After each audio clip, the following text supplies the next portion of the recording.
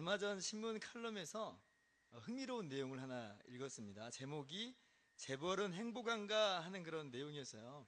근데 그 내용 중에 무슨 기사가 있었냐면 미국 시카고에 세계 제일 가는 9명의 부자 이야기, 이런 내용이 있더라고요. 근데 진짜 충격이었어요.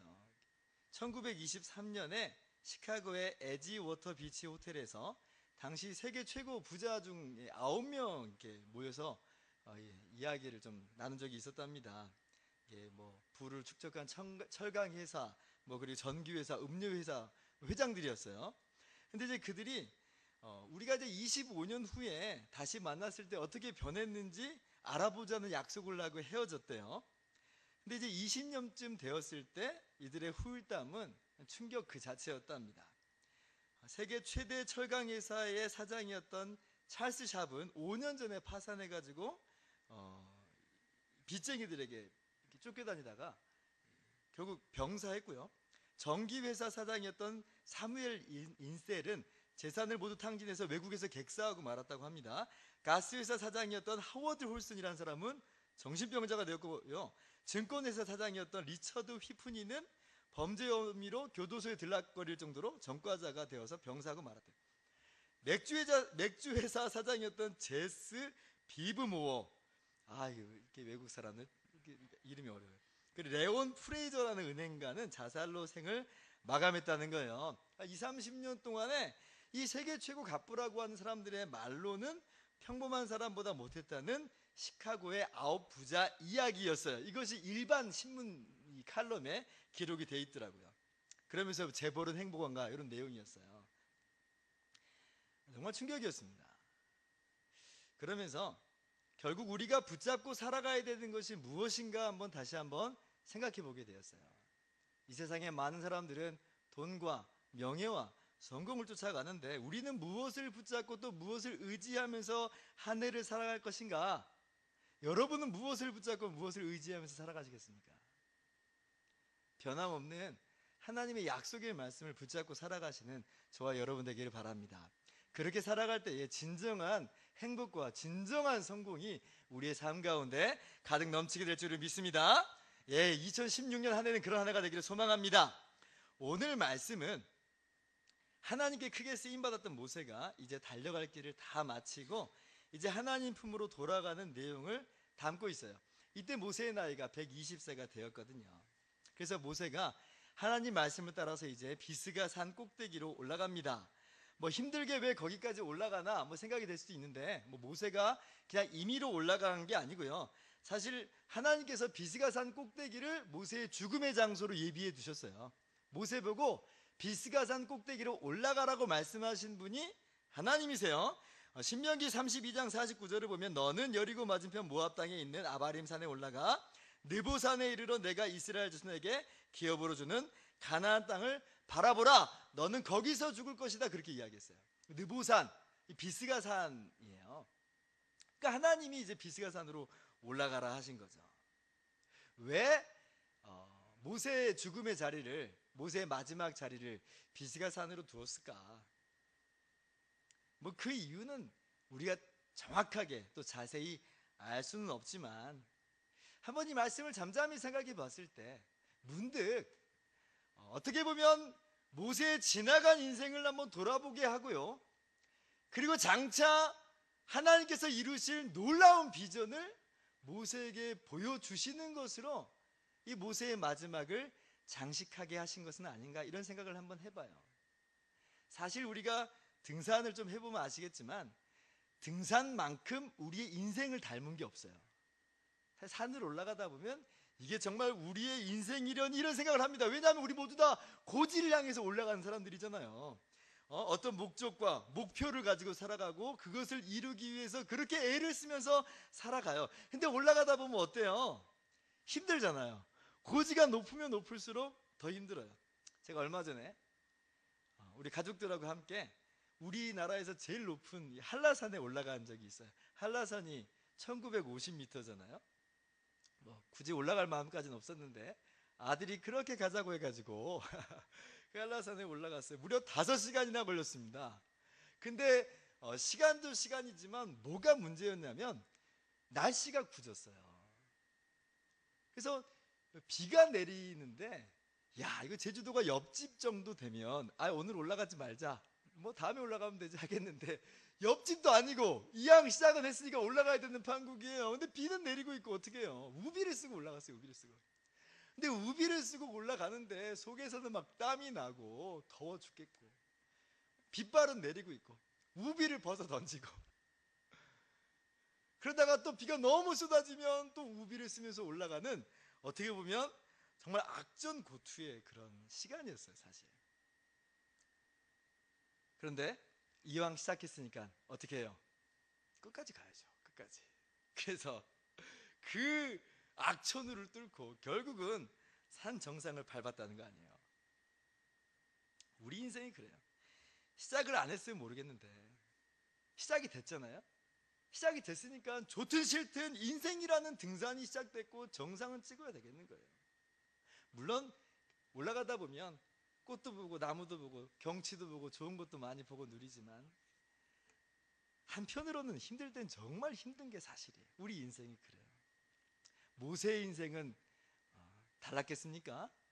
지금 모세가 하나님께 쓰임 받아서 성공적인 인생을 살아가는 것처럼 보여서 그렇지, 사실 지나간 모세의 인생을 돌아보면 모세만큼 힘들게 등산한 사람이 없어요.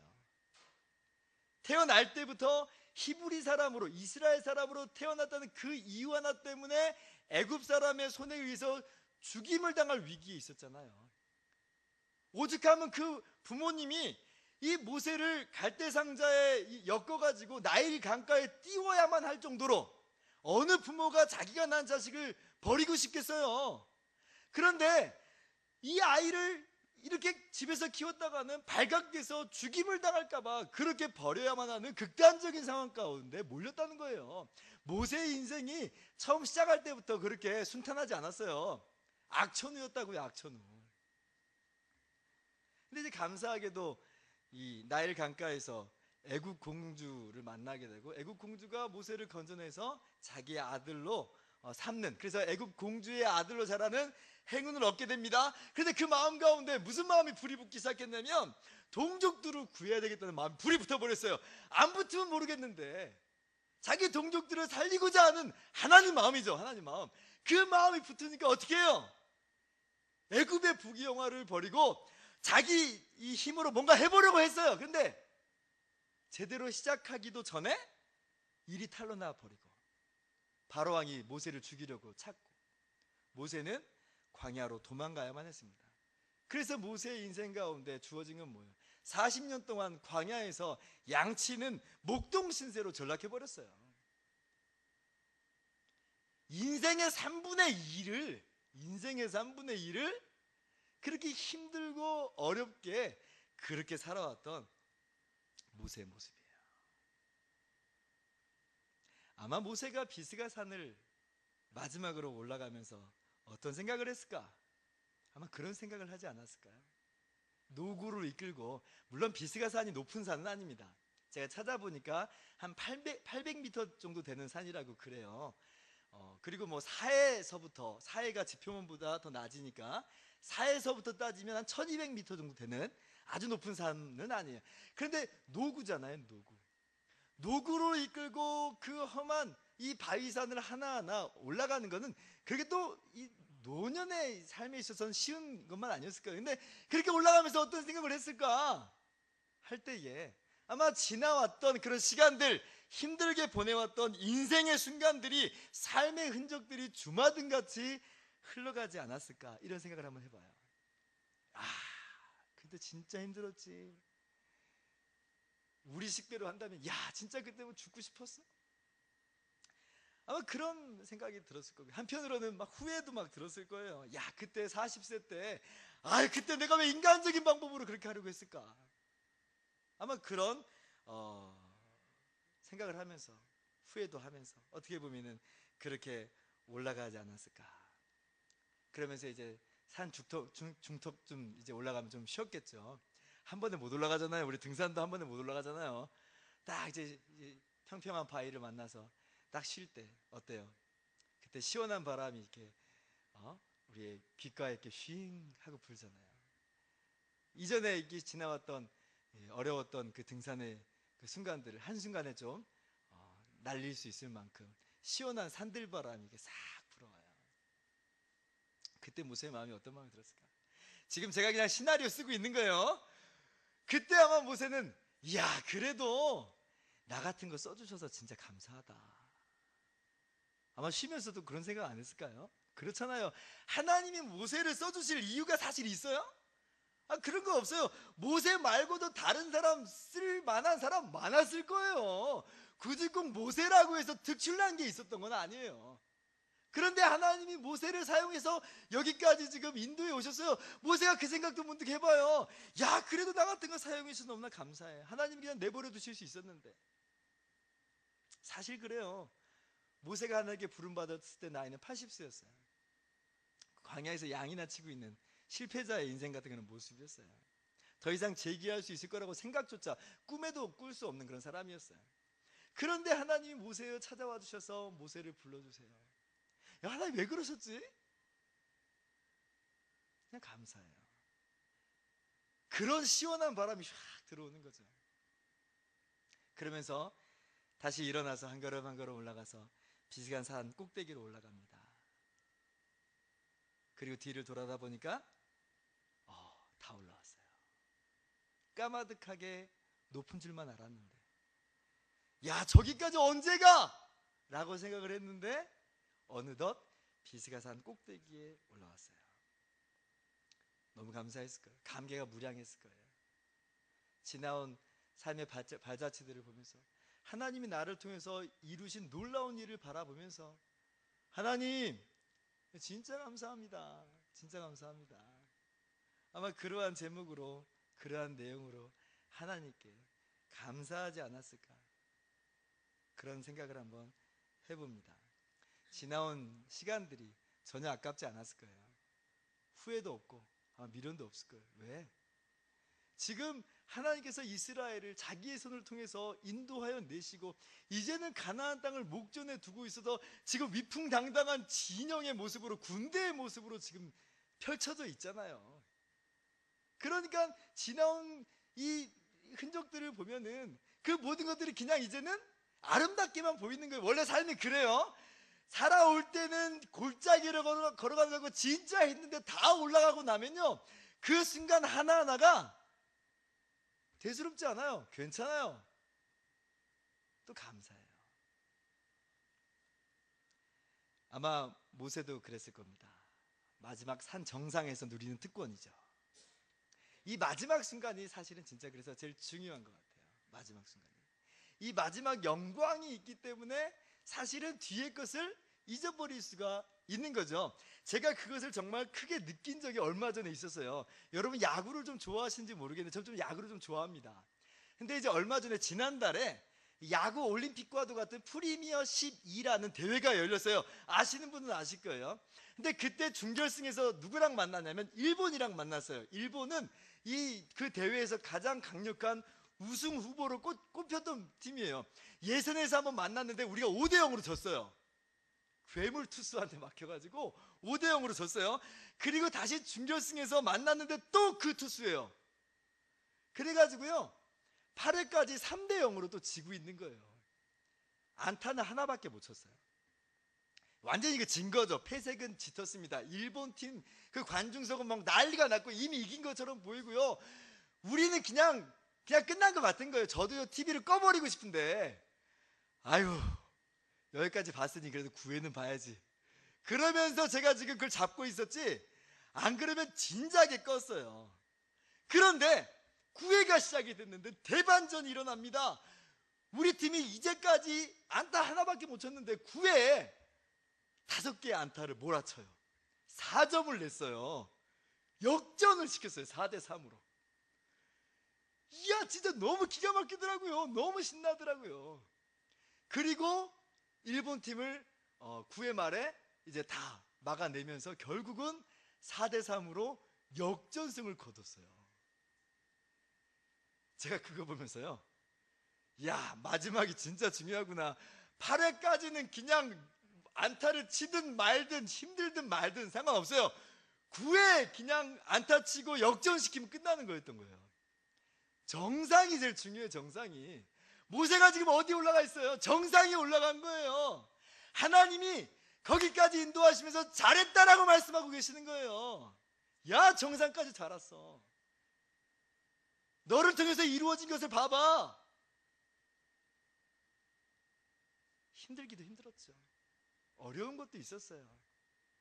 그런데 정상에 올라가는 순간 다 잊게 되는 거예요. 얼마나 감사하고 얼마나 축복의 시간입니까? 모세의 삶에 미련이 있을 수가 없는 거죠. 비바람도 있고 골짜기도 있고 험한 바위투성이 길도 있었지만 결국 이를 이루시는 하나님께서 모세를 통해서 놀라운 이루시는 것을 보고요, 그리고 모세는 그 안에서 하나님께 감사와 찬양을 드렸을 것이다. 여러분, 우리의 인생길을 주장하시는 분이 누구십니까? 우리 하나님이세요. 그분이 우리를 어디까지 인도하시는가? 정상으로 인도하시는 거예요. 정상으로. 그리고 더 이상 올라갈 곳이 없을 때에 주님이 부르시는 거예요. 하나님 나라로, 영원 하나님 나라로. 그래서 우리는 생애 정상에 섰을 때 이 생애 정상이 무슨 위대하고 훌륭한 사람만을 이야기하는 게 아니라 하나님께서 우리에게 주신 그 사명의 마지막에 정상에 섰을 때 우리 인생의 미련이라는 게 있을 수가 없는 거죠. 하나님이 이루신 놀라운 일을 보면서 주님 감사합니다. 나 같은 것을 사용하셔서 여기까지 인도하게 하시고 이 놀라운 일을 이루신 주님 너무나도 감사합니다. 그러면서 우리 하나님을 찬양하고 감사할 수가 있는 겁니다. 자, 그리고 이제 모세가 눈을 들어서 앞을 봐요. 이제까지는 과거를 돌아봤다면 이제 눈을 들어서 앞을 봅니다.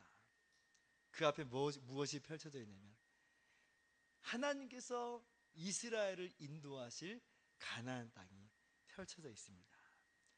비록 자기는 이제 들어갈 수 없는 땅이 되어버렸지만 하나님께서 자기를 통해서 인도하신 그 이스라엘 백성이 그 들어갈 땅, 그 약속의 땅을 바라보게 하세요. 하나님께서 모세에게 말씀하시죠. 이것이 내가 아브라함과 이삭과 야곱에게 맹세하여 그의 후손에게 주리라 한 땅이라. 모세는 단순히 비스가 산 꼭대기에서 과거만 회상하지 않습니다. 이 하나님의 약속의 말씀을 듣고요, 이스라엘이 얻게 될 미래를, 그 영광을 꿈꾸어 보는 거예요. 이야, 저기가 우리 민족인 이스라엘이 들어갈 땅이구나. 이야, 저기서 어떻게 살게 될까? 야, 저기서 하나님을 섬기면서 행복하게 살게 되겠지? 하면서 얼마나 흐뭇한 미소를 띄었겠어요. 한번 모세의 모습을 상상해 보세요. 모세가 지금 가나안 땅을 바라보는 그 현장을 한번 그려보세요. 모세의 마음은요, 아마 세상의 그 어떤 사람과도 비교할 수 없을 만큼 부자였을 거예요. 이야, 저기구나, 저기구나. 우리 민족 이스라엘에 들어갈 땅이 바로 저기구나. 그러면서 잠잠히 기도했을지 몰라요. 우리 다음 세대가, 우리 민족이 저곳에서 하나님을 섬기며 주님께 영광 돌리는 멋진 삶을 살기를 원합니다. 이런 꿈을 꾸면서 아마 비스가산 꼭대기의 삶을 마무리했을 거라 생각을 한번 해봅니다. 어떠세요? 정말 우리네 인생하고 비슷하죠? 우리네 인생하고 비슷해요. 어쩌면 하나님이 모세에게 그런 과정들을 한번 쭉 그려내시는 그러한 뜻으로 비스가산 꼭대기를 마지막의 장소로 예비하신 것은 아닌가, 이런 생각을 해봤습니다. 오늘 저는 이 말씀 보면서 한편으로는 또 연말 연초를 지낸 우리들이 어떻게 살아가야 되는가 한번 또 생각을 한번 해보게 되었어요. 어떻게 보면 우리 역시 2015년이라는 비스가산 꼭대기에 또 올라와 있는 거잖아요. 하나님이 예비하신 바 마지막을 우리가 또 지내가고 있어요. 그러면 이 자리는 어떤 자리이고 또 그리고 우리는 어떤 삶을 살아가야 될 것인가 라고 할 때에, 첫 번째로 지나온 한 해에 주님의 선하신 손길이 있음을 기억하고 감사하는 자리로 우리 연말을 맞이하는 우리 모두가 되었으면 좋겠습니다. 여러분이 서 있는 그 비스가산 정상은 어떤 자리입니까? 지나온 시간 동안 하나님이 얼마나 놀라운 일을 이루셨는지 기억하면서요, 하나님께 감사하고 찬양하는 자리예요. 지난 한 해 돌아보세요. 정말 나 혼자 살아온 삶의 흔적뿐입니까? 그렇지 않아요. 보이지 않지만 하나님의 섬세하신 인도하심이 있었음을 우리는 보게 돼요. 저만 해도요, 얼마나 참 놀랍고 감사한 일이 많은지 한번 돌아보았어요.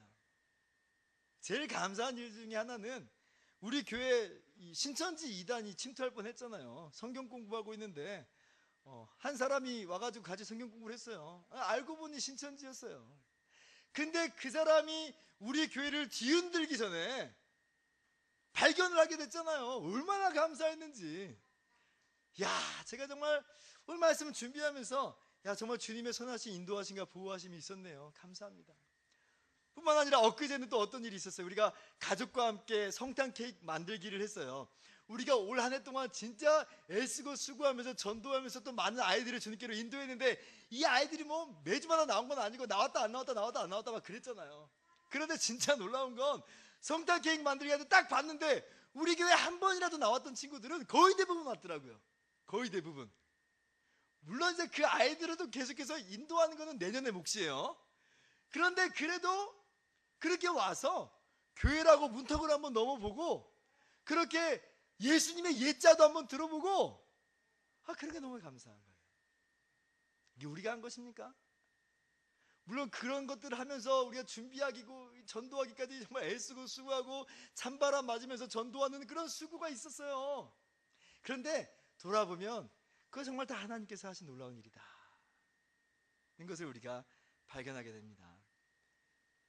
힘겨웠던 시간도, 쉽지 않았던 시간도 분명히 있었는데,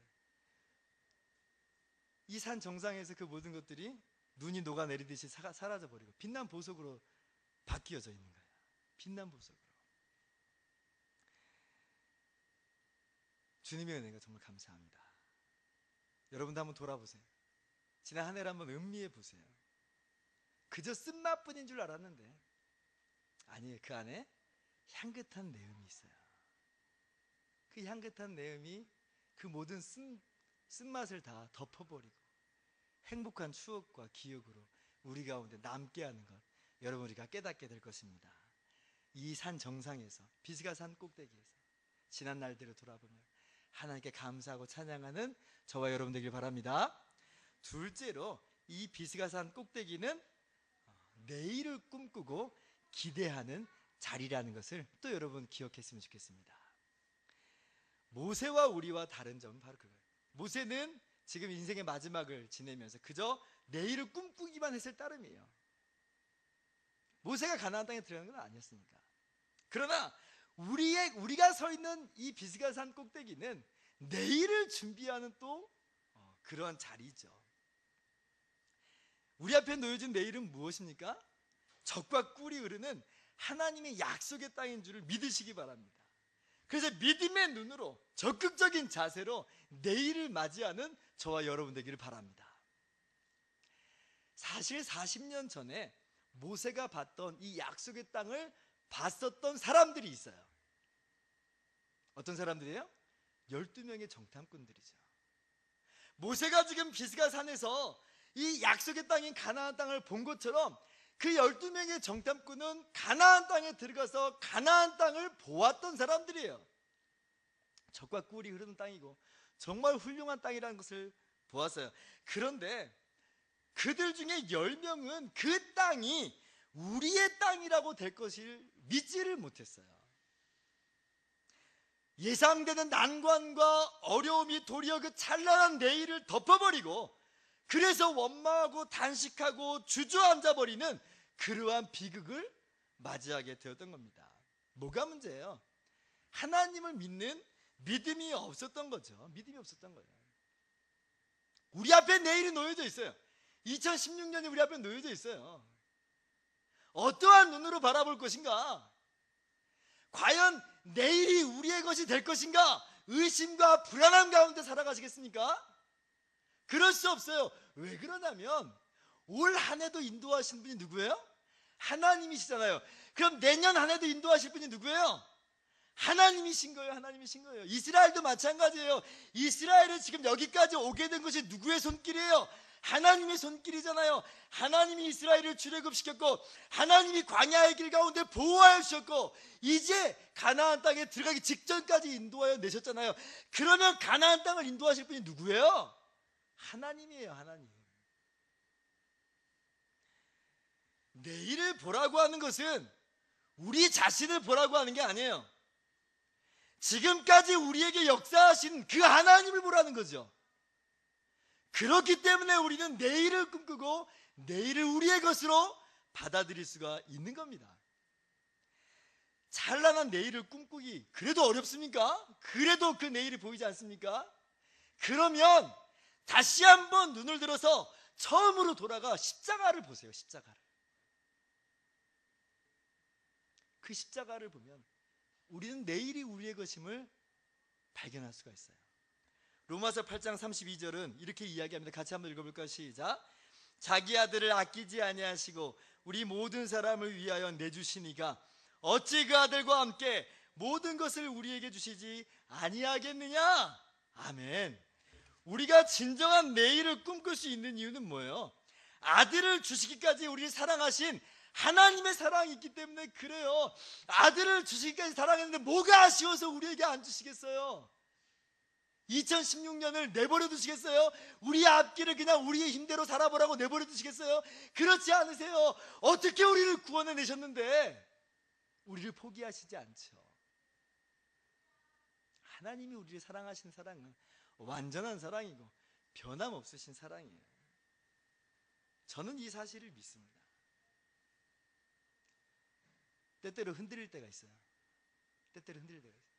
그런데 이 사실이 변함없이 우리를 붙들어주는 닻이 되는 것을 경험합니다. 바람과 파도 때문에 출렁출렁 있는데, 그래서 그냥 떠내려갈 줄 알았는데 아니, 우리를 잡아주는 게 있어요. 주님의 사랑이 닻이 되어서, 영원히 흔들리지 않는 닻이 되어서 우리를 붙잡아주고 있어요. 그렇기 때문에 우리는 요동칠지언정 우리는 떠내려가지 않아요. 하나님의 사랑이 변함없기 때문에 그렇고 하나님의 은혜가 변함없기 때문에 그래요. 우리가 받은 사랑, 우리가 누리고 있는 은혜는 바로 그런 거죠. 히브리서 6장 17절은 이렇게 이야기합니다. 하나님은 약속을 기업으로 받는 자들에게 그 뜻이 변하지 아니함을 충분히 나타내시려고 그 일을 맹세로 보증하셨나니. 19절 같이요. 우리가 이 소망을 가지고 있는 것은 영혼의 닷 같아서 튼튼하고 견고하여 휘장 안에 들어가나니. 아멘. 하나님의 사랑이 우리에게 소망이 되어서 우리의 영혼의 닻이 되고요, 하나님의 변함없는 약속과 그 맹세로 말미암아 우리는 영원히 요동하거나 흔들리지 않는 축복 가운데 거하고 있음을 믿으시기 바랍니다. 이것이 우리 앞에 놓여있는 2016년이고 이것이 우리 앞에 놓여있는 인생이에요. 2015년 비스간 산 꼭대기에서 우리가 바라봐야 될 건 그거예요. 우리 안에 역사하신 그 하나님, 내일도 역사하시리라. 앞으로도 영원토록 역사하시리라. 그 소망을 가지고 힘차게 내년을 설계해 나가시는 저와 여러분 되기를 바랍니다. 말씀을 마치도록 하겠습니다. 연말이 되면 이런저런 스케줄이 많이 바쁩니다. 만나야 될 사람들도 많고 완료해야 될 일들도 참 많고, 그래서 분주할 수가 있어요. 또 점검하고 돌아보고 새롭게 계획해야만 하는 것들도 참 많아요. 그러나 그 모든 순간 속에서도 하나님을 놓쳐버린다면 연말을 제대로 보내고 있다고 할 수 없어요.